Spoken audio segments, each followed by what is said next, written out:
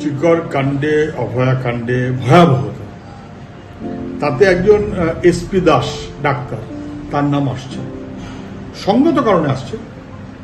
তিনি এখন স্বীকার করছেন যে ঘটনার দিন তিনি একবার না একাধিকবার ফোন করেছেন অভিক দে বলে একজনকে, তাকে তিনি চেনেন। কে অভিক দে? তিনি আরজিকর হাসপাতালের সঙ্গে যুক্ত না, এসএসকেএম এর সঙ্গে যুক্ত, কিন্তু সেখানে কাজের মধ্যেও থাকেন না, তার বিরুদ্ধে অভিযোগ। তাহলে বর্ধমান অথবা আরজিকর না, এসএসকেএম খ্যাত অভিক দে, তাকে আরজিকর প্রশ্নে উনি ফোন করছেন কেন? কারণ উনি জানেন যে অভিক দে ওখানে আছে। তিনি প্রিন্সিপালকে ফোন করেছেন কিনা বলেননি, কিন্তু তিনি সুদীপ্ত রায়কে ফোন করেছেন তা বলেননি।